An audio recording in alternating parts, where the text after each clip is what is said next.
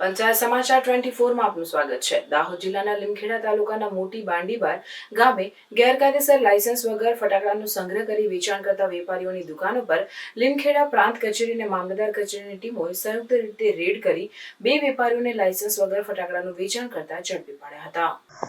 બનાસકાંઠા જિલ્લાના ડીસામાં ફટાકડાની ફેક્ટરીમાં થયેલી દુર્ઘટનામાં 21 શ્રમિકોના મોત થયા હતા। જે ઘટના બાદ લીમખેડાનું વહીવટીતંત્ર સક્રિય બન્યું હતું અને લીમખેડા તાલુકામાં ગેરકાયદેસર ફટાકડાનું વેચાણ કરતા વેપારીઓને ઝડપી પાડવા તપાસ શરૂ કરવામાં આવી છે। લીમખેડા પ્રાંત કચેરી અને મામલતદાર કચેરીની સંયુક્ત ટીમે મોટી બાંડીબાર ગામમાં વિશેષ તપાસ અભિયાન હાથ ધર્યું હતું, જેમાં નાયબ મામલતદારોએ ગ્રાહક બનીને દુકાનોમાં તપાસ કરી હતી। આ દરમિયાન 2 વેપારીઓ લાયસન્સ વગર ફટાકડાનું વેચાણ કરતા પકડાઈ ગયા હતા।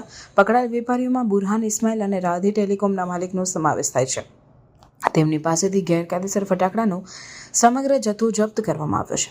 પ્રાંત અને મામલતદાર કચેરીની ટીમે તાલુકામાં આવી ગેરકાયદેસર પ્રવૃત્તિઓ પર કડક કાર્યવાહી કરવાનું અભિયાન શરૂ કર્યું છે।